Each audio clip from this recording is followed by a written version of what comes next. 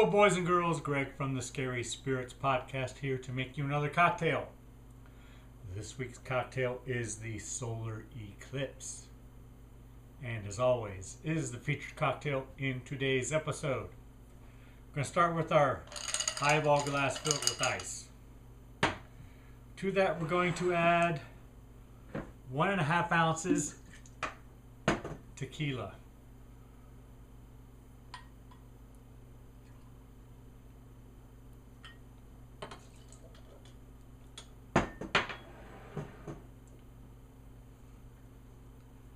Next, 4 ounces Italian orange soda.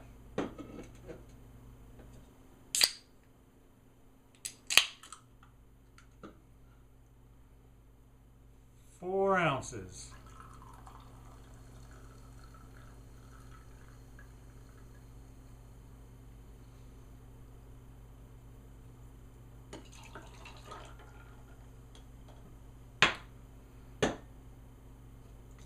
Three-quarters of an ounce fresh lemon juice from the plastic bottle. 3/4 of an ounce.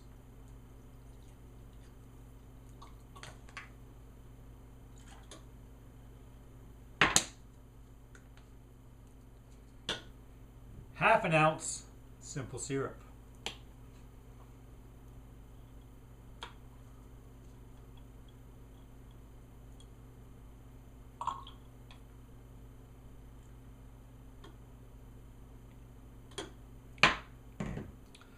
And then we garnish with a slice of blood orange or Valencia orange. I don't have any oranges. And it doesn't say to stir, but I'm gonna. There you have it, boys and girls, the Solar Eclipse.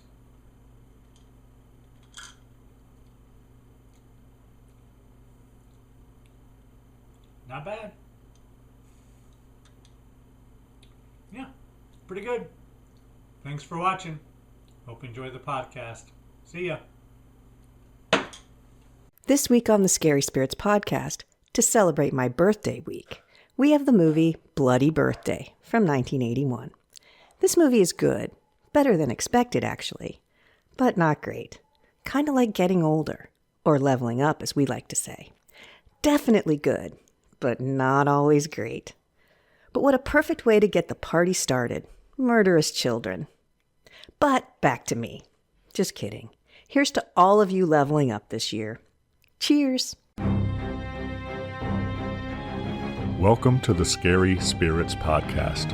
Please be advised that the presenters may use adult language and or discuss adult situations.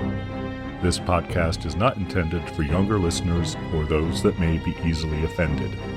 So, if you're ready, let's go.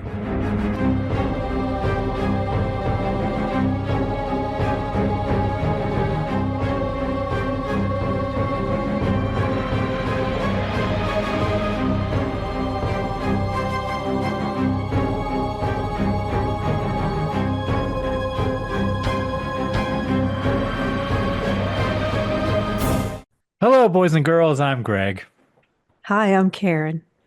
And welcome to the Scary Spirits podcast, the podcast that combines the two very different but highly compatible worlds of scary films and alcoholic spirits. What could possibly go wrong? Indeed. Karen, let me be the first to wish you a happy birthday. It's my birthday week. How are you, Karen? Old. That's how I am. How are you feeling now that you've leveled up?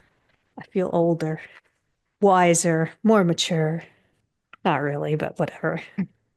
Well, you're more wiser and more mature than I am, I'm sure. Well, that's not a very Oh, high bar now, is it? Way wiser and way more mature than I am. And way older. I guess it all goes together, doesn't it? Yeah, it kind of works out that way, apparently. That's the only reason that I'm more mature and wiser. Well, the main reason. Karen, I believe this film was your choice, was it not? It was. And tell us, Karen, what film have you chosen? I don't like your tone. I chose Bloody Birthday. I think it's from 1981, is It it? is from 1981. And as all of the boys and girls have already heard, is there any reason you chose this other than it's your birthday? Nope. Just celebrating me. Okay, well, as you do, I do. you do. You got to celebrate yourself, right? Well, yeah. Do you have a cocktail for us as well, Karen? Is it like a birthday cake cocktail or something like that we can let on fire or anything like that? No, it's highly disappointing in that regard. But in taste wise, it's pretty good. Okay, go on. Tell us. What is our cocktail? It's the solar eclipse. And how would one make a solar eclipse, Karen? Well, it's from And I see what you did there, by the way. patrontequila.com, in case you're wondering. You're going to take a highball glass, fill it with ice, and add all of these ingredients 1.5 ounces of Patron, 4 ounces of Italian orange soda, 0.75 ounces of fresh lemon juice, zero point 0.5 ounces of simple syrup. After you put all those in the glass, you're going to garnish with a half slice of blood orange, or it says Valencia orange. Any orange will do. I did not get fancy. I did not either. My kid ate my orange. So there you go. And even though it did not say so, I stirred mine. I did, yes. And I always add more soda. So, Well, I did too. I topped off the glass after I was yeah. done. Yeah.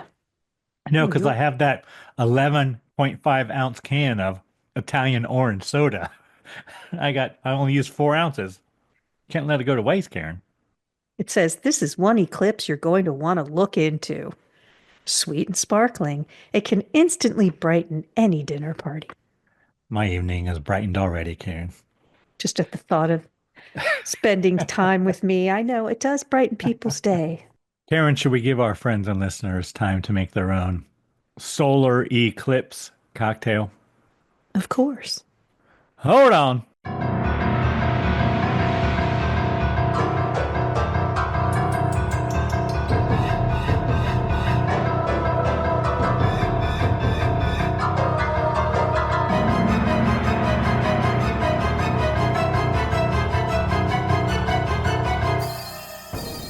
And we're back. Yes, we are. Karen, birthday girl, might you have a brief synopsis for us? I do. Go on, tell us all the story from 1981. Do you remember 1981, Karen? I think we've been over this before. I'm sure we have. Go on. 3 babies are born in the same hospital at the peak of a full solar eclipse. 10 years later, these youngsters begin a killing spree of strangling, shooting, stabbings, beatings, and beyond.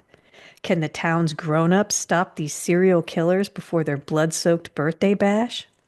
Thank you, Karen. That is a much longer one than mine. It's the Amazon one. Mine was very short, one sentence, but I like yours. It's good. It's a little better.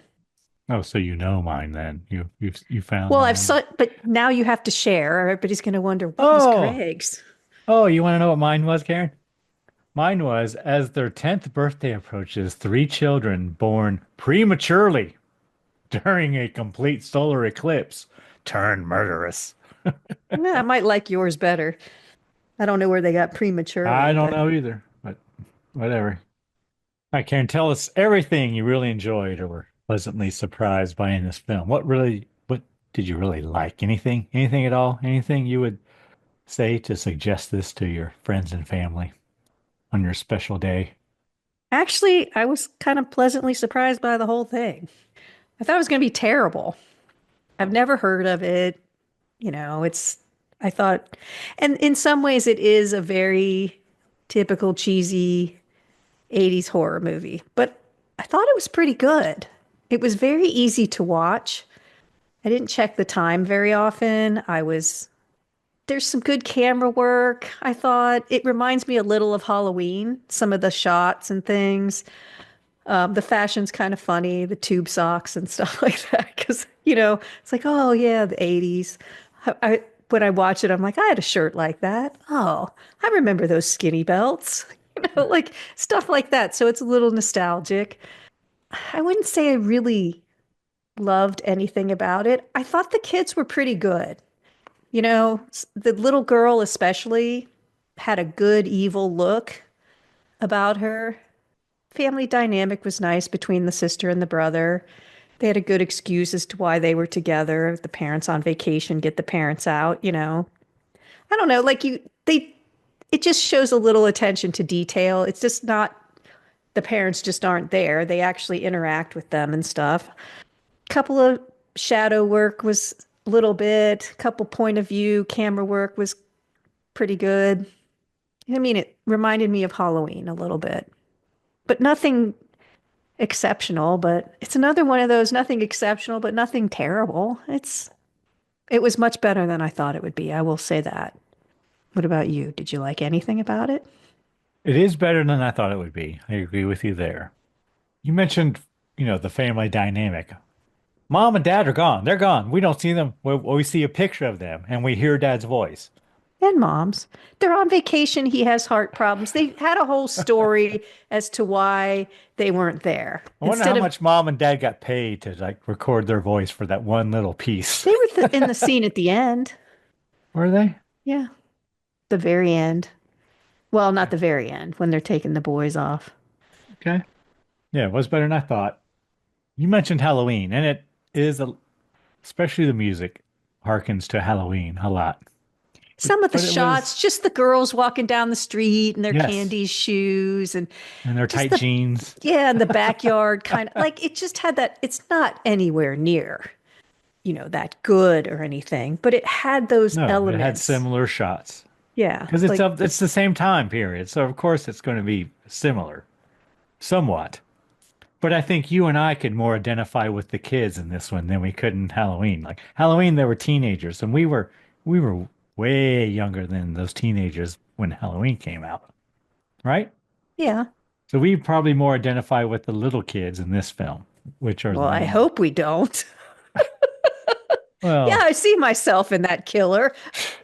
Well, as I always do, I write down the characters' names, and once I figure out who they are, I write down something next to them so I remember them. And next to Steven's name, I wrote Greg. That was me.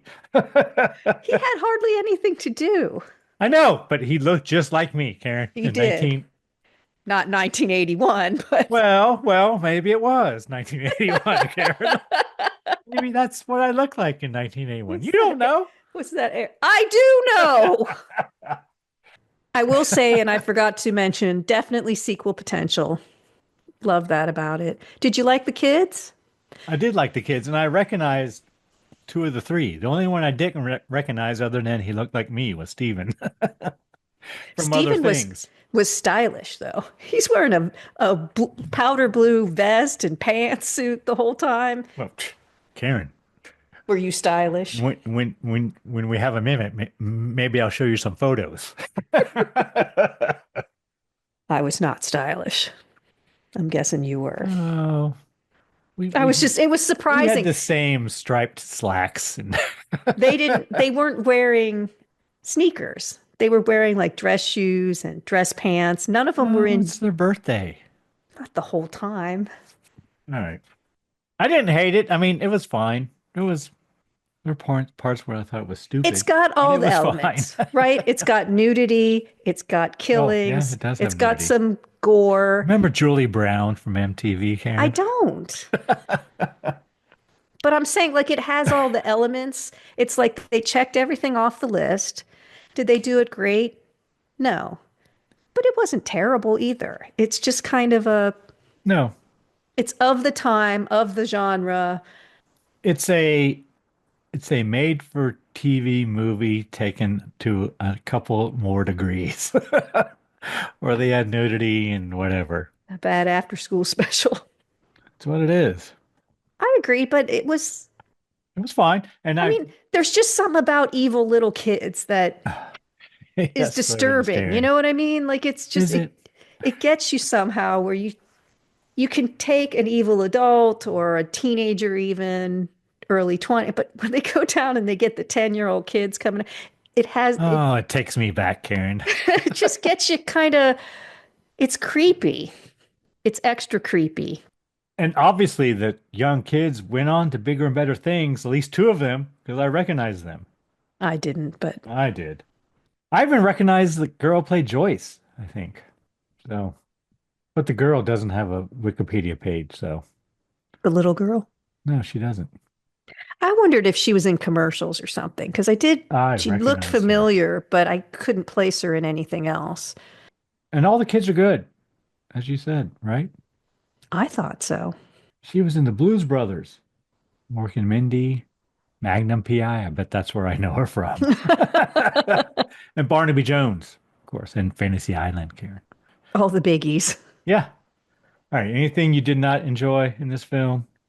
Celebrating your birthday week. Well, I think there's Karen has a whole week, not just a right. day.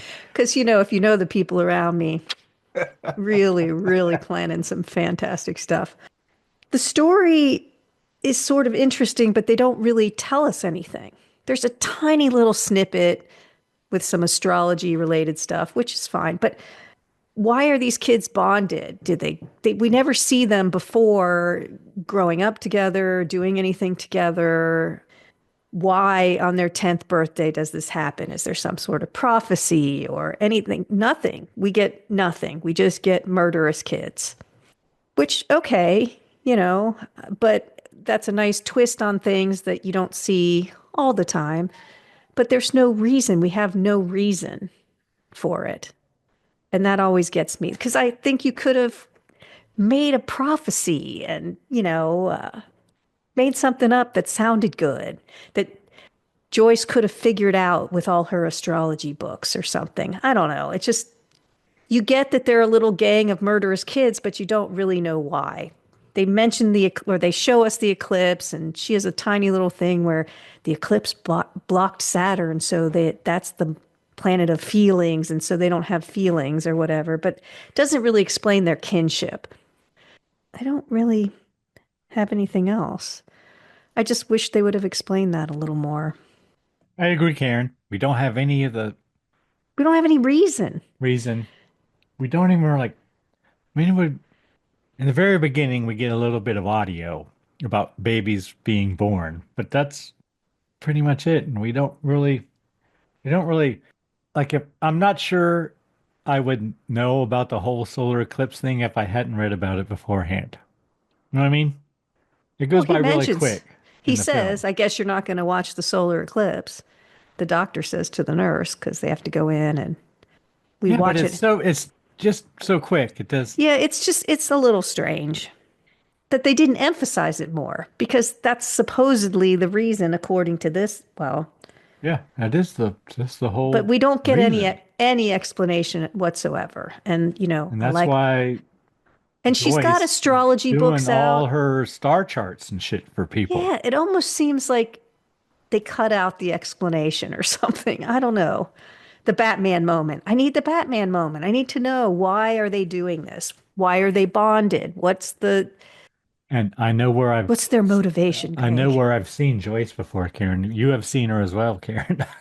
She was like the main female character in Return to Horror High, where she played like three Ah, roles. So we're quite familiar with her, Miss Lori Lethin. I just like the nostalgia of it. When you see the one teenage girl's room and it's got Van Halen Does it? and posters and Eric Estrada Oh, does poster it? and what was the other one? I'm not going to tell you yet, Karen. Ted Nugent, I think, was in there. Was that Ted with the guitar? I I think it wasn't was. sure. So that's that Uncle Ted it's just kind of, I don't know.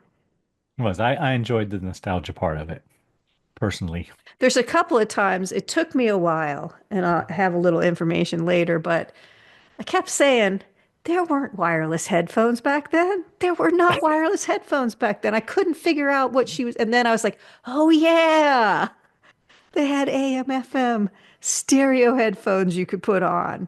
True. But I kept thinking, They have those today, Karen, I even know, now. I know. We'll talk about that later. But it was just, I kept thinking, she's got to plug those in. Like I kept thinking, waiting They for were her pretty to, big, though. They were big yeah, but bucket, like cans, it was just whatever. funny. Like, oh yeah, I forgot, AM FM headphones that you could put on while you're roller skating or something. I don't know. Yeah, this just wasn't explained enough.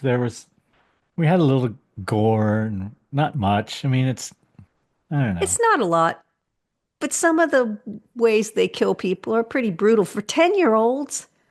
And can a 10-year-old what was that gun? Because It that was a seems big kind ass gun of, it was like a 357 Magnum. for a tiny little kid. I was like, there's no way he can shoot that, but whatever. But for the time, it was probably shocking, but now it's not. Well, the fact You that know? kids were doing it was Yeah. definitely. We have seen plenty murdering kids. No, I agree. That It's Christmas one was really good. I like that one a lot. or the children. That was That's the amazing. Christmas one. Yeah, the Oh, that children. Christmas. But But we've done, the one in the town where well, all the Children of the children go Corn, crazy and Children of the Corn and but they don't really show a lot of violence in those. So this kind of stepped up a little from that, and then it goes The further. Village. Isn't that what it? Oh, The Damned. Village of the Damned, right? Did we Yeah, do but they that one? don't, yeah, they don't show a lot of stuff. This is probably for the time, like you said, pretty violent for kids to be doing it. Yeah, I'm sorry, but Curtis could not fire that 357 Magnum with one hand. Hell, I can't fire a 357 Magnum with one hand, Karen. Well, he's a pretty good shot sometimes, but other times not. No, that's total BS. He was not holding that gun with one hand and shooting it. It Sorry. was like, Oh, it he was might the have, guy, but he ain't going to hit nothing with it except the roof. the guy at the Olympics, the sharpshooter. See, he just went up. All the other The contestants killer. had all of these like special glasses and everything on there, and he went up there in a t-shirt and jeans and shot, and he came in second. That's what Curtis grew up to be. But that gun was big. It was. Got a lot of kick. There ain't no way he was holding that.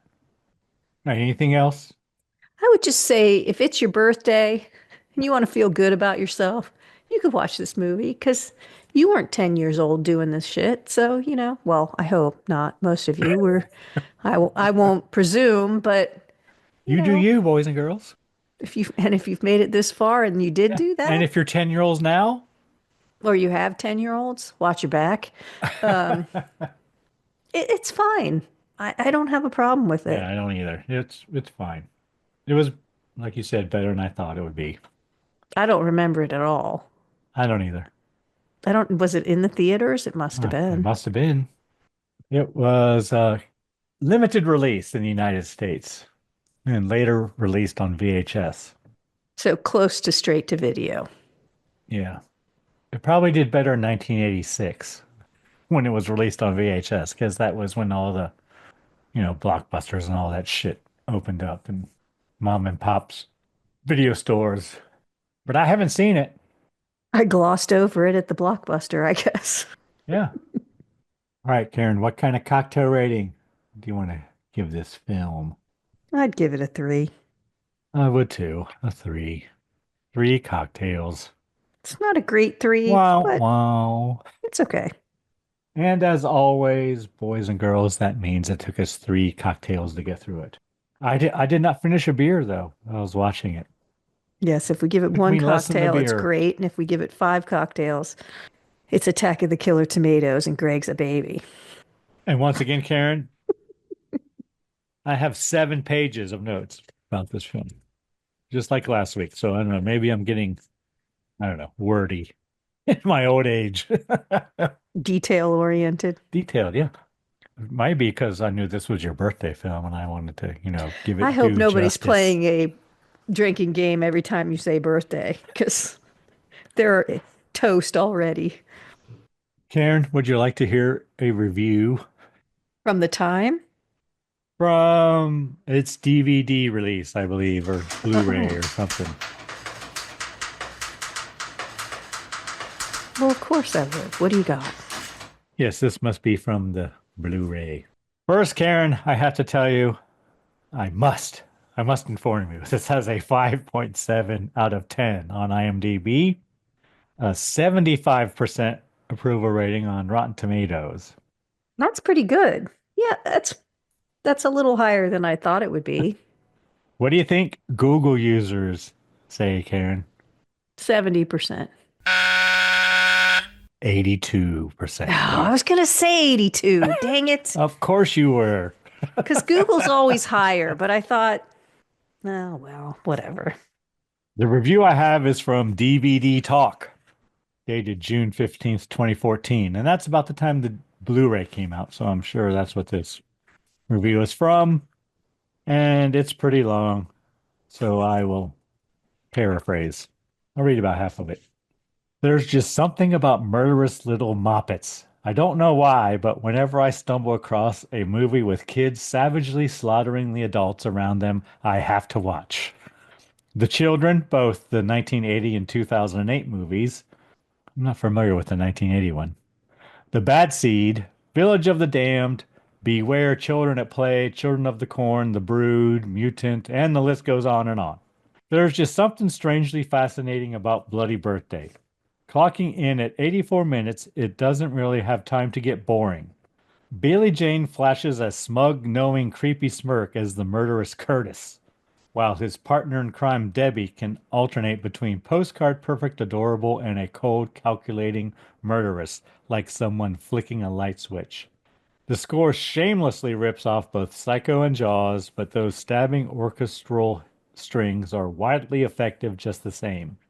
I'm so used to horror movies where the children are cold, silent, almost feral killers. Here, their blood splattered schemes are all very deliberate and calculated. They don't just run into the frame with a butcher knife, they lay traps.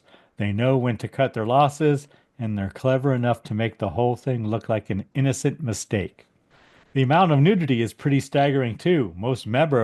Memorably, future MTV star Julie Brown stripping down in her bedroom to nothing more than a coconut smile. The only thing wrong with Bloody Birthday is, well, damn near all of it. Even by 1981, there was so much one-upsmanship in slashers, each demanding a higher body count and more demented, inventive kills. Meanwhile, there's approaching no gore and barely any blood to speak of here. Too many of the attempted scares revolve around gunplay, and that loses its effectiveness after the first go-round. The two central killer kids are creepy enough. I don't know why Steven is there at all, I agree. since he does borderline nothing the entire flick. But they don't generate anything in the way of tension, suspense, or even standard issue jump scares. Hardly anything its characters do or don't do feel grounded in anything resembling logic. There's not even a meaningful sense of panic about the spate of murders in this sleepy little town. The editing can be really choppy and uneven, making me wonder if the movie was awkwardly gutted from a longer, more gruesome cut. There's a golden opportunity for mass murder that the movie decides not to capitalize on, even though it'd be a perfect fit for flick titled Bloody Birthday. Hell, even its ending fails to deliver the goods. The cover art and promotional copy pitch Bloody Birthday as an early slasher, but it's more of a thriller, and a tepid one at that, than anything else. Shrug, rent it. So I guess he's saying don't buy it, just rent it. I agree with pretty much what he said, you know. I don't really know what the third kid was. I don't know if he was a bad actor or just He was there for me, Karen, just for me, for my just for you. benefit. I mean, Curtis kind of took over, and then the little girl, of course, is blonde and angelic, and there are a couple jump scares. There's one with her Joyce's boyfriend, but nothing. He just disappears before and after that. Like I don't know what. I don't know. Yeah, I don't even know if he was even needed. Just for that open door, just for the scare. But I don't even know. remember the scare. Well, she thought we can talk about it later, but No, I'm sure we will. there's a couple of dead ends like that just don't go anywhere. Could have cut him completely out. He did. He was dreamy though, Karen. Eh. You feel like, brunette boys with feathered hair. There's just a couple wild herrings. He's one. The teacher she's writing an article with is another one. They just go nowhere. Did you recognize him, Karen? He looked familiar. All right. Are we ready to get into it scene by scene, Karen? Or should I we talk about our next week's film first? Let's let everybody know what you've chosen for next week. All right, boys and girls. Hang on to your pants. That's what Jack said. My kid said once when it was really windy out, instead of hold on to your hat, he said, hang on to your pants. Yes, What do you got? hold on to your pants, boys and girls.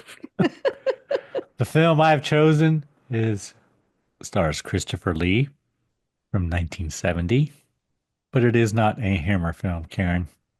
How is that even possible? I know, right? But the film was called Count Dracula. If it's not is Universal or Hammer, who is it? It's a foreign film. Okay. I'll discuss more about it next Poor week. Christopher Lee couldn't even get away from Count Dracula when he left Hammer Films, when he But wasn't doing Hammers.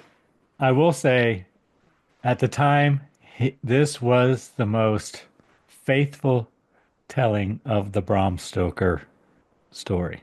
Okay. Cool. 1970, Count Dracula.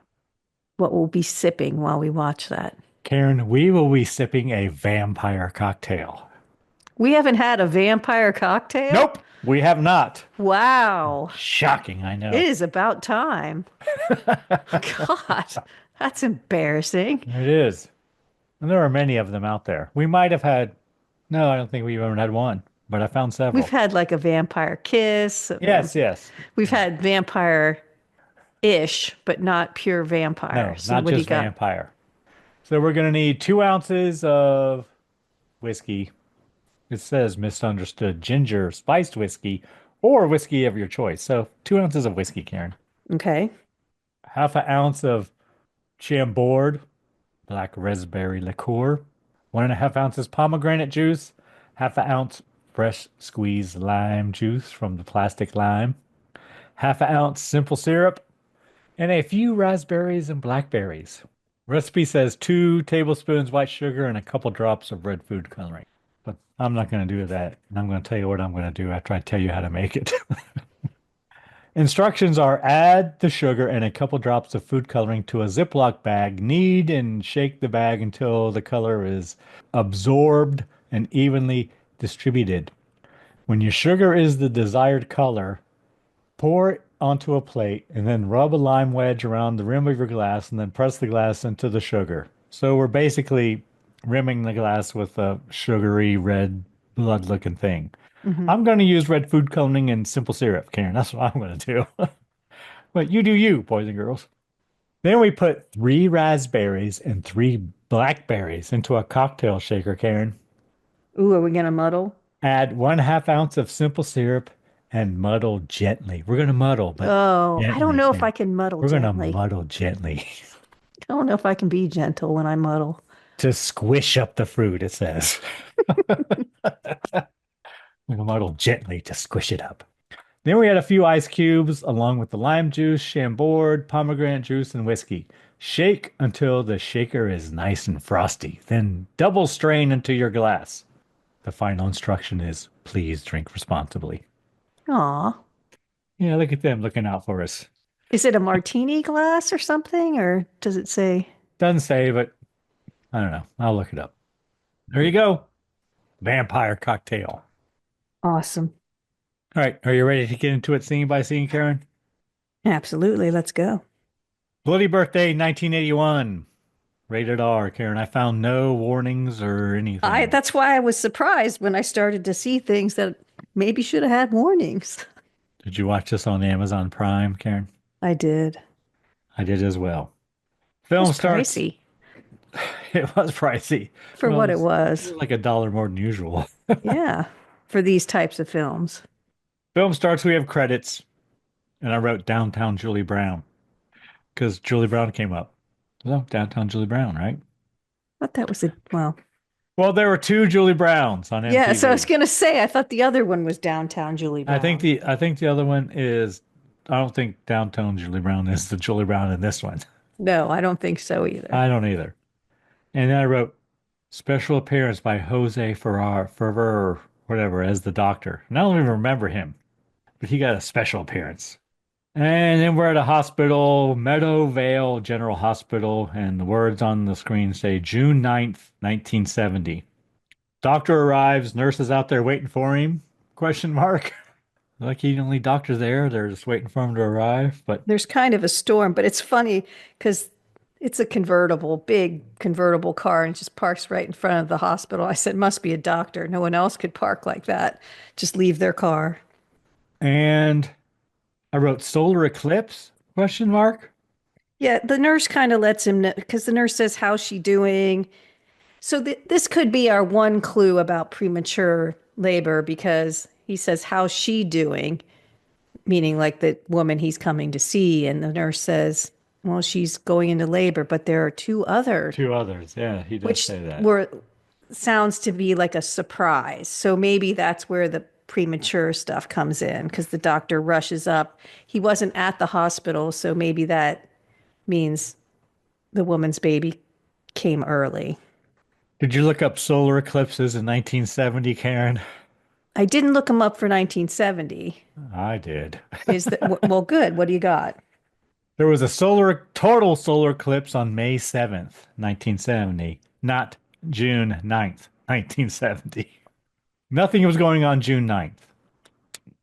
August, there was a lunar eclipse, and there was another solar eclipse partial at the end of August, but nothing June 9th. Okay. Well, I can tell you that total solar eclipses occur roughly every 18 months somewhere on the Earth. Okay. But a specific location experiences one on average every 375 years due to the moon's orbital path and the Earth's rotation. Well, the one in 1970 was a total solar eclipse in Europe, North America, Northwest South America, Pacific, Atlantic, and the Arctic, apparently. So Well, there you go.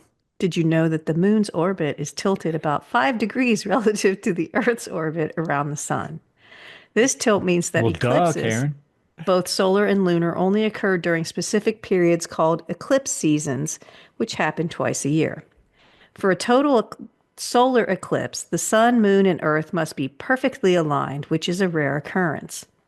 The moon's apparent size in the sky needs to be large enough to completely cover the sun, which depends on its distance from the Earth. The path of totality, where a total eclipse is visible, is a narrow band on the Earth's surface, and a specific location experiences totality only once every 375 years on average. Would you like to know when the next total solar eclipse visible in the United States will be? I would love to, Karen. We just had one. So, yes, Yeah. please go on. August 23rd, 2044. Well, I'm sure we all look forward to that. But that doesn't seem like every 375 years because we just had one. And I remember the last solar eclipse. It wasn't that long ago. Probably wasn't a total, Maybe it's just what a maybe partial, but yeah, maybe we get like where the actual 100% is because you could be 98%, 99%, whatever, and maybe that's every 375 years, but it could be close. But we watch a eclipse happen and then we hear the nurse telling the mothers one at a time. You can tell they're in labor. They'll say push or almost there or something. And then we hear one by one what each mother has produced. and we do hear audio of babies being born, just like you said. It's a boy, it's a boy, it's a girl. So we got a whatever. boy for Mrs. Taylor, a girl for Mrs. Brody, and Mrs. Seaton has a boy. So 2 boys and a girl. Then we have words to read. Meadow Vale, California, June 1st, 1980. 10 years later, apparently, Karen. Almost. And we see a boy and a girl, and the boy says, "You want to play ambulance?" which I hadn't heard before. I wasn't aware of this game, Karen. Well, just put that in your back pocket, Greg. Guy runs his hand up the girl's leg and pretends he's being an ambulance, whatever, and they kissy face. Naked out in the cemetery.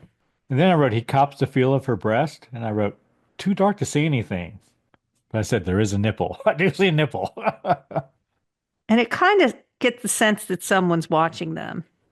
And they walk through the cemetery, and then I wrote, They jump into a grave? Are they jumping into a grave? They're going to She get freaky in a says, grave, I Karen? guess, because she says, we're out in the open. She's uncomfortable. They're out in the open. He's She like, wants no to go one's in a here. grave. So he goes, I know where to go. And they jump in a hole in the ground. I said I would never do that. That's crazy That's talk. kinkier than being out in the open, Karen, jumping in a grave. Yes. But they do. And we see one bare breast. They kissy face. Someone approaches, and then dirt begins to fall on them. The guy is hit in the head with a shovel.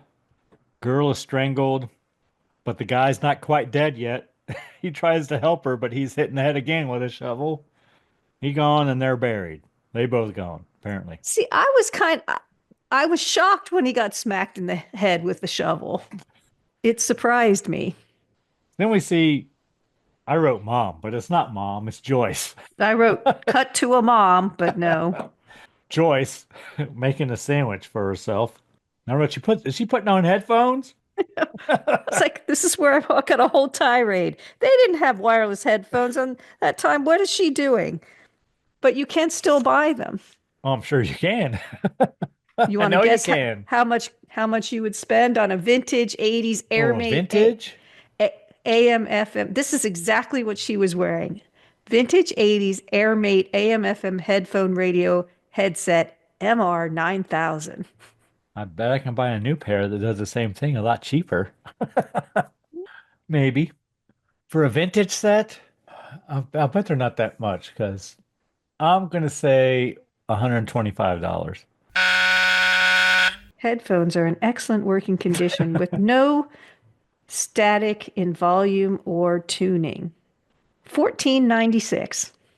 $14.96. Yeah. Well, there you go. I remember them. It took me a minute to get there, but I remember them. I did not have them, I but didn't I either. do remember them.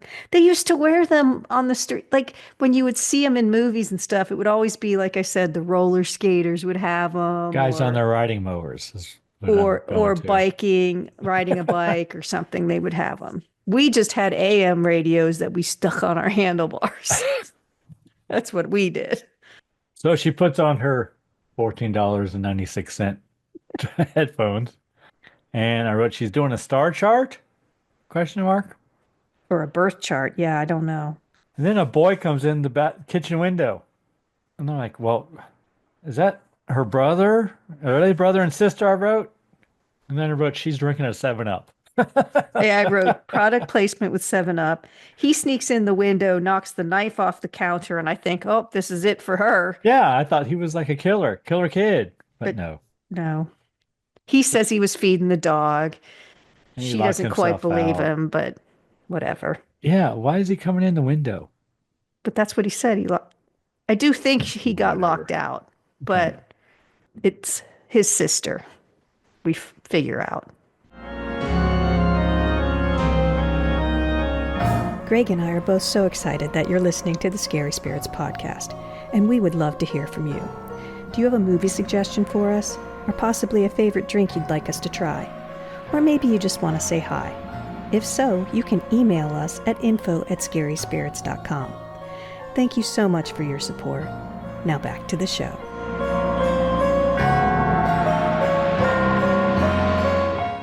So then we see the girl walking to school. We see a school that says Thomas Jefferson Elementary. And I'm like, well, she's not in elementary school, but oh no, she's like a student aide or something, or a teacher's aide here, right? She arrives and she is late. And right And this here, is where I said, I remember those shirts. She's wearing a very high collared shirt. yeah, with the little with ribbon. a little bow tie, not bow tie. Yeah, those were sweet, Karen. It's a little thin ribbon, but tied in a bow. Sometimes they had a little ruffle down the front. Yes. But I recognize the kid, Curtis, one with the glasses. And a police officer is talking to a class. And he asks what murder is. Does anybody know what murder is? But Debbie knows. It's like, wow, that's quite the career day talk. Does anybody know what a murder is? Debbie knows. Debbie does know. She does. And then the police ask the kids if they know anything about a jump rope, if they've seen a jump rope missing a handle. And we learned that Annie and Duke were murdered in the cemetery, Karen. Yeah, and he wants to know if any of them were in the cemetery. Like, why would you ask a bunch of kids if they were in the cemetery Because that's what you do, Karen, when you're in fifth grade, fourth grade, 10 10 years years old. old? Thought it was funny. Go play Ghost in the Graveyard for real. And we learned he's Sheriff Brody. And I think that's the same name of the sheriff in Jaws, isn't it? Sheriff I don't know. Brody. It sounded very familiar, Sheriff Brody. And as he's leaving, Debbie says, "Bye, Dad." Bye, Dad. Yeah, Sheriff Brody. No, Chief Martin Brody was in Jaws. So he wasn't sheriff, he was the chief. I don't know. I didn't see that much of it, Karen. So then the teacher dismisses the kid. Well, the bell rings, Karen. First the bell rings, and the teacher stops him. Like, wait a minute. Just because the bell is rung does not mean you are dismissed. Yes, she's very strict, we learn. So the teacher dismisses the kids, and then Joyce, who we learn is Joyce, the girl, questions her brother about where he was the previous night. Well, and also, but the kids leave and the three kids stay behind because they're going to talk to the teacher. But then we cut away. Then we see Joyce talking to her dad on the phone. Apparently, dad has a bad heart. And I wrote the three kids ask the teacher if the whole class can be excused from homework next Monday because it's their birthday, Karen. She says no, and they thank her, but they are not pleased, Karen. No. I Yeah, don't, I don't, everybody's going to be at the party. And the teacher tells them they're not special I don't just have high because hopes for that teacher. Yes, days are numbered for Miss Davis.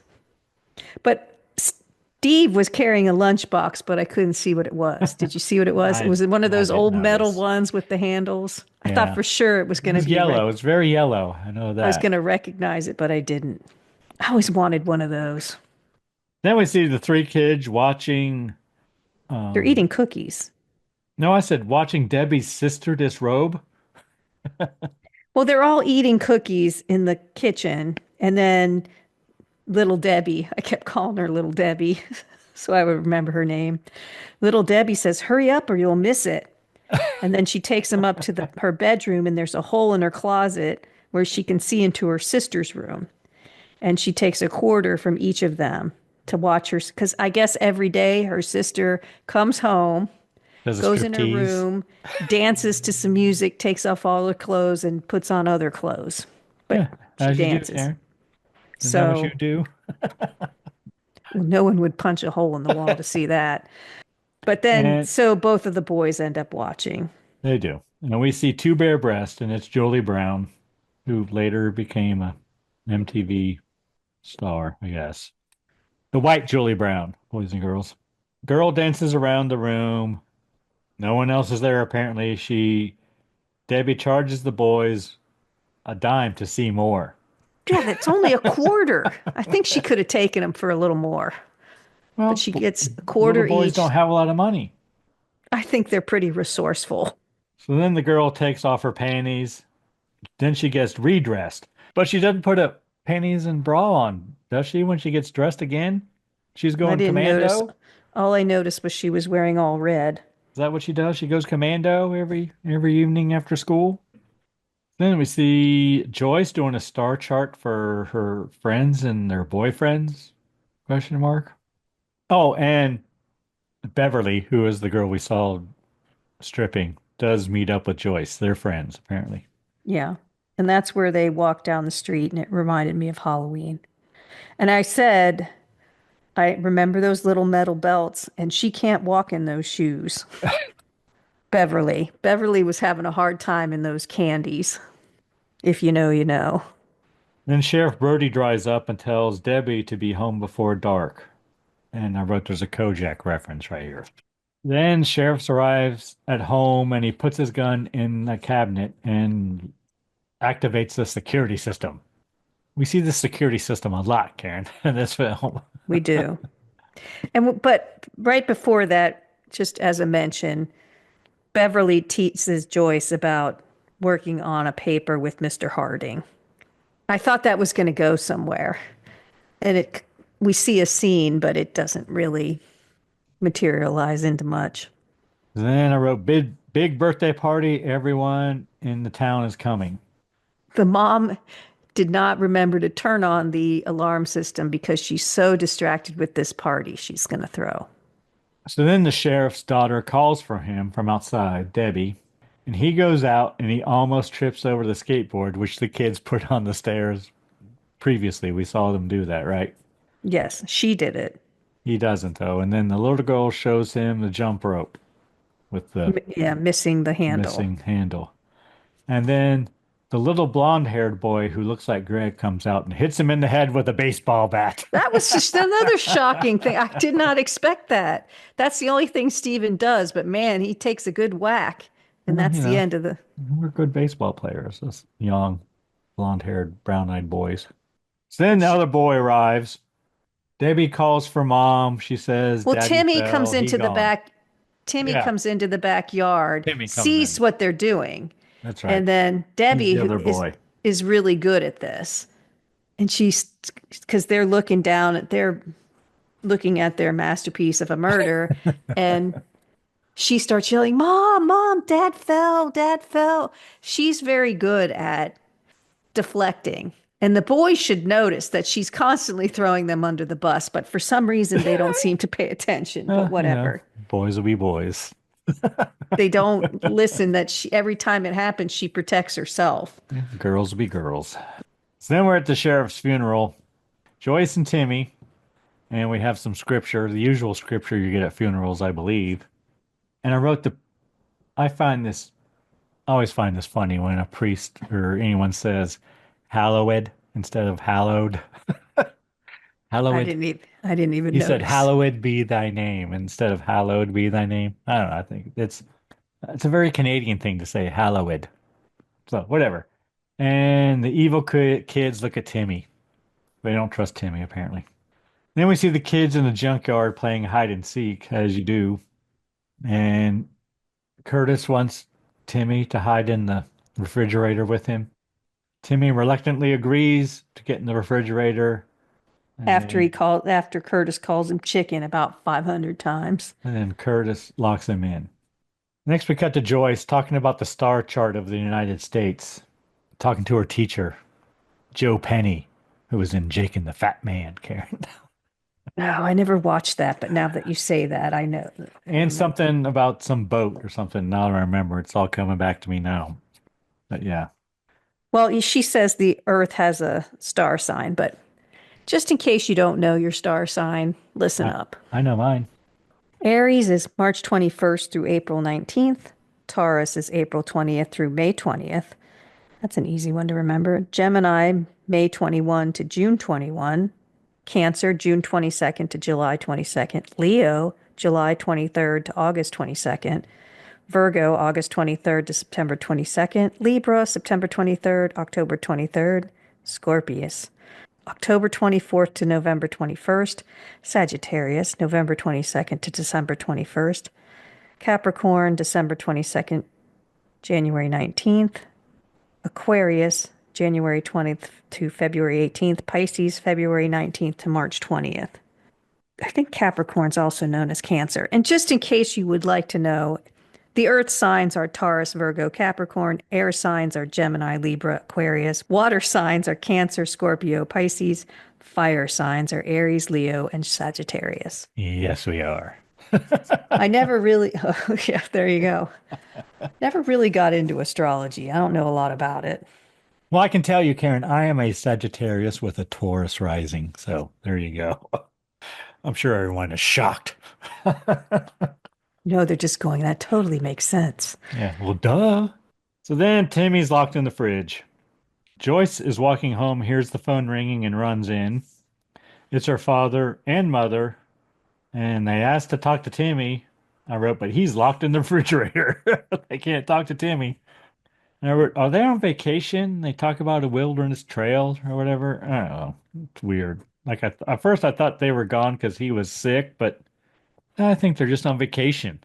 I think it's for him because she was saying the fresh air would be good for him and stuff like that. Well, yeah, Karen, fresh air would be good for me too if I went to Florida in the middle of the winter. That'd be great.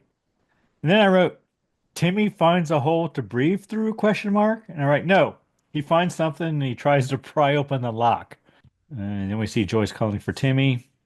And then Timmy frees himself with the help of his Milky Mickey Mouse wristwatch, I wrote. Yeah, He's he's a Mickey Mouse wristwatch. That's why at I said first I that. thought it was like a saw blade, but no, it was just something inside the refrigerator and he plays with the lock outside. And Yeah, I he mean, pries it open. that was, I would have panicked the whole time. So good on him. So then Timmy arrives home. There's Joyce, big triumphant music too when he gets out, which I thought was kind of funny. Almost like superhero. Dun da da, because he got out. It's the only time I really noticed the music that it really stood out. It was fine, but it was funny. And he just walks home from that, pets the dog, goes inside. I would have been crazy, like panicked. But no, walks home, pets the dog. Joyce wonders where he's been. He says he was at the junkyard. She tells him He tells her that Curtis locked him in the refrigerator. yes, but Joyce does not believe him. Joyce questions Timmy about where he was the night that the two teenagers were killed. There's so much of suspicion that these kids might have killed someone. Like she's talking to him, like the cop says, were any of you at the cemetery? And now she's talking to him like, where were you the night those kids were killed? And you're like, would you really suspect your 10-year-old brother? It seems like it would take me a while to get there. Then he tells his sister that no, he was at Debbie's and that she charges her friends 25 cents to watch her sister undress. He comes clean. Yep. And I wrote, Joyce is surprisingly okay with this. She doesn't seem to care. She just laughs. Yeah, thinks it's funny. But she does tell him not to play with Curtis anymore. So then we see the evil kids talking about their teacher. Up in their treehouse. Yeah, and we see a newspaper clipping about Sheriff Brody dying in a freak accident. Well, little Debbie has a scrapbook, She does. but instead of filling it with Sean Cassidy like I did, she filled it with murder stories from the town. Huh. And also future hits. I don't know. I guess. Yeah. Because they put a picture of the teacher in there, and I was like, oh, we already knew Miss Davis was in trouble, but now we know for sure. Then we see Debbie going to check on her mom, and she's asleep apparently. Debbie turns off the security system. Curtis enters, and then he swaps the sheriff's gun with a fake one. Question mark, I wrote. I wasn't sure. Then Debbie turns the security system back on. Next, we see Curtis sneaking up on the teacher with a gun. I guess they're in this classroom. I thought it was her, like, I know, kitchen here. I thought it was her kitchen too. And she's like, Curtis, stop bringing that fake gun around. Make yourself useful and get some brushes. And I was like, wow, she's pretty calm that a kid's in her house. Yeah, I know. I thought she was making tea or something. I couldn't, but she's rinsing out art paint or something. But I was like, this doesn't make any sense. But yes, she's at school. Yeah, she threatens to take the gun away if he brings it to class. Curtis shoots her through his jacket. I guess let's use it as a silencer. I don't know. She gone. Other creepy kids arrive and they clean up the mess. But since it's the art room, the sponges can be filled with red and no one's going to be suspicious. So then we see Debbie and Timmy in the playground. Joyce arrives at the school, I guess where we just were in that little kitchen thing. I wrote bloody sponge. I don't know why she's in there. Curtis leaves. I don't know either. And then Timmy beats up Curtis. I wrote as he should. He went right for him, yeah. And I was like, you go. Someone locks you in a refrigerator, you beat the crap beat his out ass. of him. Yep. Yeah. He deserves an ass beating. But he gets in trouble because that's all the teacher sees is him beaten. Teacher comes in and breaks up the fight. And then we see Steven in the closet with a gun. Little Greg. Yeah, he's pointing it at Joyce. Little Steven's, I'm like, oh, he's finally going to get, no, he doesn't get to do anything. Joyce opens the cupboard and finds the body of the teacher, and then she runs out. And we see the deputy talking to Joyce, or taking Joyce home. She will be okay. There's a note on the door saying, I'm playing at the junkyard, Timmy. She's like, he couldn't keep a promise for one day. I mean, she's been traumatized. She just had a dead person basically fall on her. She comes home and the kid's in the junkyard. Well, that's what the note says. And we see Debbie with her scrapbook. And Debbie tempts Timmy to come up to play in her playhouse. Come on up, Timmy. Yeah, and he only hates She wants to Curtis at play this point. doctor, Karen. Is that what she says? Hmm. But he would rather play baseball. And Timmy asks Debbie about her scrapbook or diary. Yeah, he says, whose book is that? She says, it's mine, but it's a secret book. And he says, like a diary? And she said, yes. And he sits on the edge of the treehouse, Yeah. right above a, what, rebar pipe? Yep. And I wrote, she was going to kill him, but was interrupted. She looks like a shrunken down Jan or Marcia Brady, right? That's kind of what she looks Yeah, like with she's the Jan. clothes. She's a Jan. Yeah, like just young, like same hair, same Yep. clothes, everything. Then we see Joyce at the junkyard. I don't know what she's doing there now that I'm Because reading she's it looking though. for Timmy. Oh. He left Oh, the that's note on right. the He said he's at the they junkyard. there's a note on the door, but we Yeah. realize he Looking for didn't leave Timmy. it because he's not in the junkyard. He was in the town at Yes. Little Debbie's house.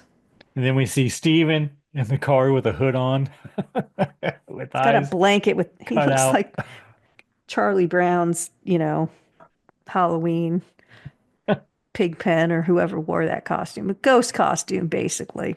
Joyce finds the refrigerator. The kids drive the car and try to kill Joyce. Like one of them's steering, one of them's pushing the gas. It's pretty funny. I say they are too slow and she escapes. She does get her foot cut at one point, Very ridiculously. and the kids send the car towards her, but she frees herself just in time. And the car follows her around the curb, even though there's no one in it. But I'm like, they're pretty good drivers for 10 years old. Like, he's hitting the gas, and that other kid's, pretty much staying on course. You couldn't drive at 10 years old?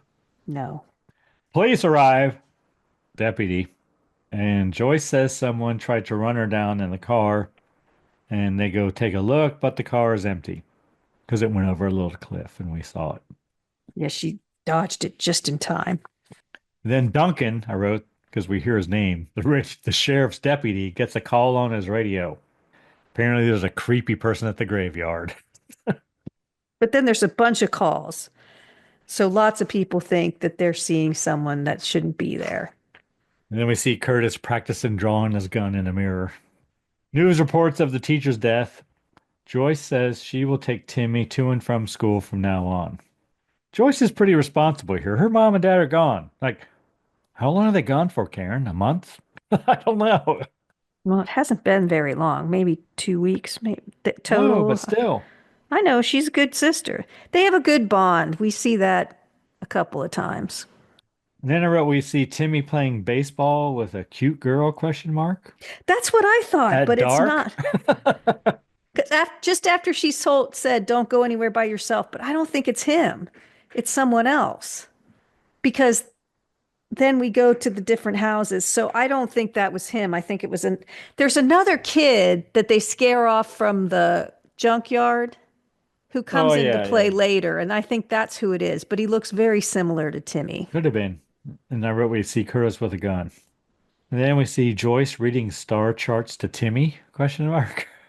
Yeah, quizzing him, kind of. And then we cut to Beverly, Julie Brown, and a boy getting high.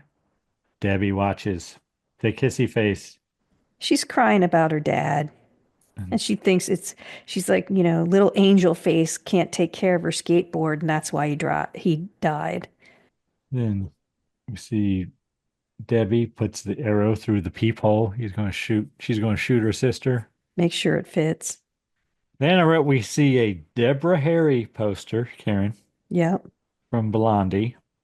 Eric Estrada. I saw the words Eric Estrada. I did not see him. We I saw him wouldn't have known it earlier was when him. she was, well, you might not have, but when she was dancing around, you could see it. Oh, yeah, I wasn't paying attention to the poster scans. And we see come back to Joyce telling Timmy that Beverly's chart is really weird because the sun and moon was blocking Saturn. Debbie's chart. Yeah, and Debbie's, Little yes. Debbie. And Saturn controls emotions. So all these kids have the same chart, basically, because they're all born the same time. And then we see Curtis outside Timmy But that's and all we Joyce's get. house. That's That's it. all we get. That's it. He pulls a gun, and then there's headlights, and he runs away. Curtis watches a young couple parks in a van, and then they go back into the back of the van, Karen. It's a Ford van, not a Chevy van like mine. But they go back in the back and they take off their shirts, and we got two bare breasts, and then they take off their pants and they kissy face. We got two butt cheeks somewhere. She thinks there's someone outside. It's the guy always says there's no one outside. The girl's Well, they kissy face, and then Curtis climbs on top of the van and watches. Then the girl says someone is out there, tells the boy to go look. He does, no one is there. out the open window in the front of the van. You'd think you'd, roll up the window, lock the door. So then, after they're finished kissy facing and whatnot, the boy opens the van door. Curtis shoots them. They go. Then we have a birthday cake, Karen. It's about time. Celebrate your birthday. Yep. It's a big birthday party. Everybody's playing games. And there's ant poison on the counter as well, Karen, where you keep your ant poison right there on the kitchen counter. Well, it's liquid, right? And in a minute, Joyce is going to accuse Curtis of poisoning everyone with the ant poison. But the only thing I could find was this thing called taro liquid ant bait, which is 5.4% borax in stabilized sugar solution. Yeah. And is it harmful to humans? So borax is a natural mineral, is active ingredient in taro ant killer. It is commonly found in other household items, including hand soap, laundry boosters, mouthwash, and toothpaste. Yep. Although it Borax. is not generally toxic to humans or pets, borax disrupts the ants' digestive system and slowly kills them. They've done a bunch of studies on it. You'd have to eat a literal shit ton for it to even begin to harm you. So I don't know why they chose ant poison. It's usually rat poison or something, but that's pretty benign as poisons go to hurting people. I wrote ant poison. Curtis seems to have an idea. See a light bulb go off over his head. Then we cut to Joyce and Beverly, and as she's getting dressed, she tells her how her little sister's been charging boys to watch her undress. So Joyce tells Beverly about what's been going on. I didn't see that. Yeah, and apparently Beverly is getting undressed and dressed again because that's what she does every day. Next, I wrote, kids start to panic. And I wrote, Mrs. Brody calls the kids to come make a wish and blow out their candles. And she says there are 3 really special children. And Mrs. Brody breaks down because the sheriff isn't there. And then Beverly serves them all cake. I wrote cake and presents, red Solo cups. That's all I have. Because that's what we're doing. Cake That's and all you presents need. and red Solo cups. What more do you need? Then Curtis goes up to the clubhouse. I wrote nothing comes of it. Curtis runs inside. He puts some icing on the cake that has ant poison in it? Question mark. So then Joyce comes in, tells him he is making a mess, and she brings out the cake. Then Curtis begins piping some more icing on another cake. They're really going through these birthday cakes, Karen. That's what I have next. People love the birthday cake. Joyce confronts Curtis. He drops the ant poison. Joyce runs out to stop people from eating the cake. Knocks the cake out of their hand. Joyce tells the people that Curtis poisoned the icing. They don't believe her. They eat the icing, as does Curtis. They think Joyce is crazy. Grandpa says you're crazy, and he eats the icing. Joyce and Tammy talking about Curtis, and he has no feelings, apparently. But one kid grabs his stomach and doubles over, but then nothing comes of it, though. So it was like they forgot The same kid that we saw running around the earlier. Timmy twin. Yes. That's just brutal because they look very similar. And next there's some cool green shag carpeting in the house there. And then there's a door buzzer. Someone rings the door and Joyce grabs a trophy. No, I think she just hears something upstairs or somewhere else in the Like house. a buzzer. But Curtis gives her the hairy eyeball, so she's a little nervous now. Because Curtis set her up to look crazy, and now so that no one will believe her if she tries to tell on them. Because the kids think she knows what's going on. So the patio door is open. Boy scares Joyce from behind. I wrote a college kid. I don't know. It's her boyfriend. They were talking about him earlier, Beverly and her, while they were walking on the street. He's supposed to be taking his exams. She goes, "What about your exams?" He goes, "I just left. I just missed you." And I'm thinking, man, that's not good. But Timmy leaves them alone, right? Yeah. And she talks about how she Well, wants to he be, says, he says, everything will be better when we're in college together. yeah, because that's not stressful at all. But Joyce wants to be a reporter, not take a bunch of stupid classes. She wants to go right into the workforce. She wants to learn on the And with job. everything going on, she wants to live her life now. So then we cut to Beverly getting ready again. Is she getting naked again? No, she's looking for her nail All right. polish. She thinks Debbie took her nail polish. She finds the scrapbook.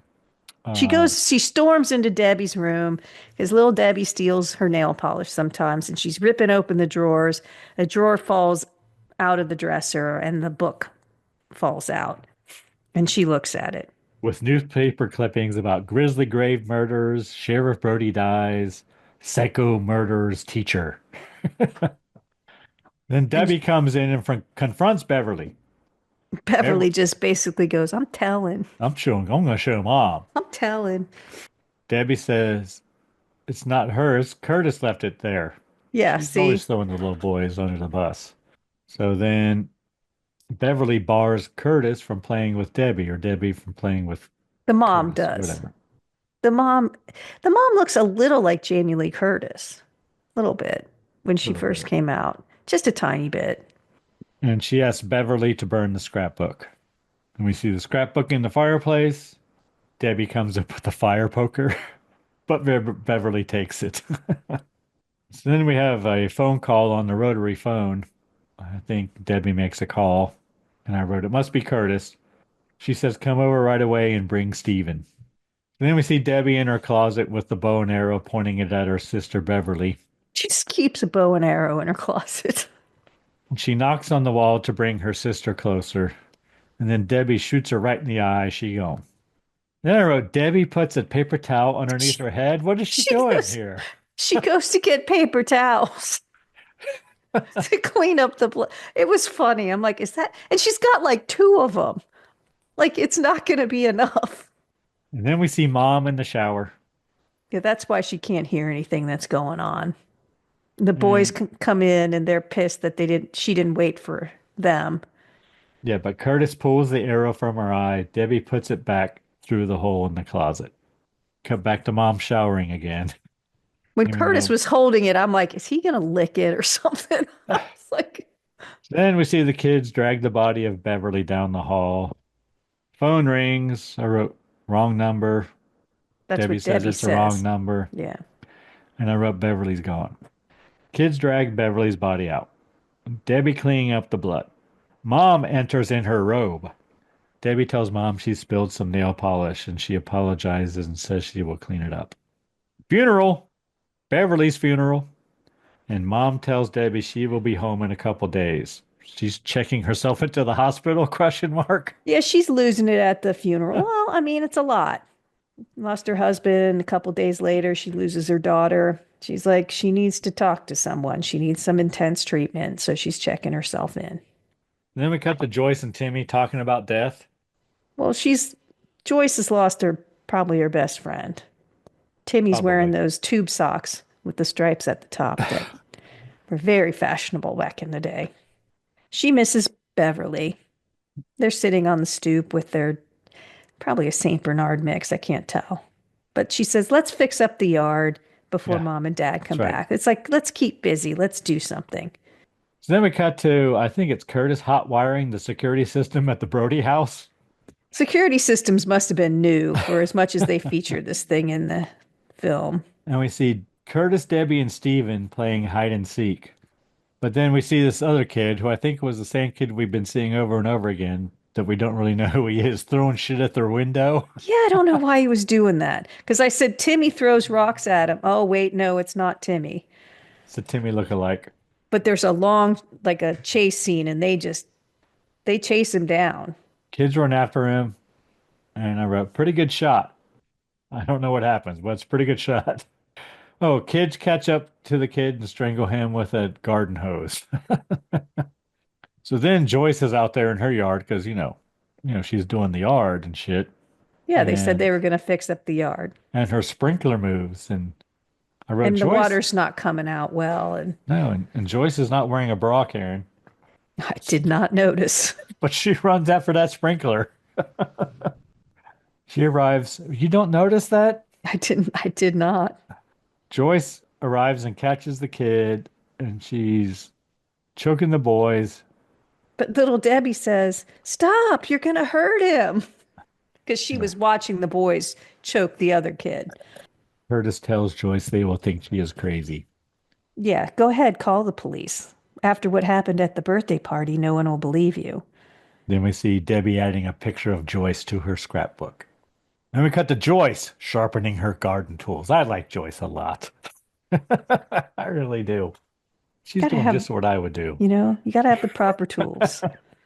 So then Debbie asked Joyce to come and babysit that evening at 7 o'clock because Her mom's back, she says, but she has to go see a shrink. Can you babysit at 7 with Timmy? she agrees. And then we see her putting on her headphones again. Well, first she turns on the security system. She does. Timmy's asleep on the couch. Curtis and Steve arrive, and then Debbie turns off the security system to let them in. Curtis again hotwires the security system to make it seem like it's active, question mark. I don't know I what think this he is makes all it about. so that you can't, when you turn it off, the doors still won't open. They can't get out.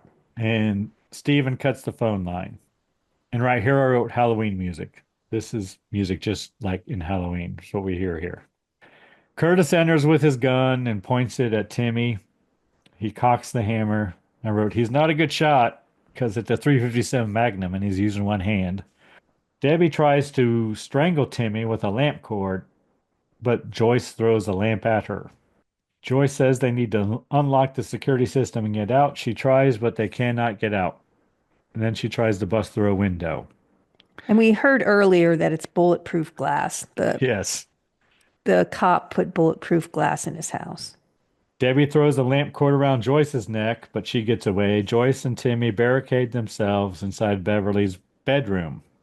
Kids fire shots, and then I wrote, there's a Van Halen poster It gets shot up. from like Women and Children First, which came out in 1980, Karen, in case you're wondering. So it is the proper time. Oh, and if you're wondering about Deborah Harry, Parallel Lines, which was like the album that made Blondie, came out in 1978. So they were very popular in 1980. And we see the kids in the closet with the bow and arrow again. Joyce grabs phone. Phone is dead. Debbie shoots an arrow at her. Yeah, they do a nice surprise. Well, because, you wouldn't expect a bow and arrow. They've already got the kid with the gun, but you're not expecting a bow and arrow to come at you. I thought that was kind of funny. And then Timmy somehow blocks the hole so they can't shoot another arrow. Because I guess Timmy knows all about the hole in the wall. It's a mirror or something, but I don't really know what he's doing. Then Steven breaks into the room. Joyce douses him with water and puts him in a trunk. It's a goldfish water or something that we Yeah, saw a bowl. earlier. Joyce goes to the cabinet and grabs the sheriff's gun. Curtis arrives. Joyce's gun does not work. Curtis has run out of bullets as well. So Yeah, Joyce but has a fake gun and Curtis is out of bullets. But he levels the gun at them and would have killed them, but He would he's have. he's out of bullets. Then Timmy beats up Curtis again. As soon as he sees he's out of bullets, Timmy takes him down. And then he and Joyce tie him up. Hog tie him. Yep. Joyce opens the security system and breaks Well, it. she just breaks it. Like, I don't know what she's pounding it with, but A shoe or something. it fizzles out. And then she's totally calm. Run next door and call the police, Yeah, Timmy. Joyce tells Timmy to go to the neighbor's house and call the police. Debbie leaves. I don't know Out a how side door. Debbie gets out of all this. Joyce pushes the trunk with Steven in it out to where Curtis is tied up. We see Debbie outside. Her mom arrives. She tells her mom that Curtis and Steven did terrible things and they're going to blame her too. Police arrive. Mom drives away. Yeah, I thought that was strange, but Well, she's lost her husband, I guess, one yeah. daughter, and now another daughter. She's about to lose her. So Stephen and Curtis, next we see them being escorted from the police The station perp walk. with townsfolk watching. Cut to a motel. Debbie is working on a floor jack for some reason on the side of the building. Playing with it, yeah. Then we learn Mom and Debbie have assumed new identities. Debbie's name is now Beth Simpson, and she is going to be a good little girl. Then they drive off in their station wagon, and then we see a dead body under a semi truck, crushed while doing a brake job, as if someone removed the floor jack, Karen. Yes. Sequel potential. Credits, the end. Hi, Karen, what'd you think of the solar eclipse cocktail you chose for us? I like it. It's refreshing. But I like tequila, so. And you could add extra soda, all the things I kind of like. It's giving me a headache, Karen. And it has evaporated. So there you go. All part of my evil plan. Tequila makes some people's clothes fall off. It gives me a headache. Apparently. Anything we learned today, Karen? We learned about ant poison, solar eclipses, AM FM headphones, and a little bit about astrological signs. There wasn't a lot in there Wasn't. to pull out. I mean, a little bit of fashion, a little bit of music, but just not a lot of. Once you get past the eclipse, there's just not a lot there. Very 80s, though. Yes, agreed. Anyone you need to thank this week, Karen? Well, we always need to thank our listener. We know there are a lot of podcasts out there, so we really appreciate it when you spend time with us. What about you, Greg? Who do we need to thank? Karen, I'm going to once again thank the band Verse 13 for providing all the music in the Scary Spirits podcast. Music definitely makes the podcast better. And once again, Karen, happy birthday. Aw, thanks. Anything else, Karen? Especially on your birthday. Yes. Please drink responsibly. Yes. Level up, people. Hey, it's Karen, and I'm here to talk to you about getting social with us. Did you know you can follow us on Facebook, Instagram, and YouTube at Scary Spirits Podcast? Or check out our website, scaryspirits.com. If you have something to say, email us at info@scaryspirits.com. And as always, thanks so much for listening. Please drink responsibly.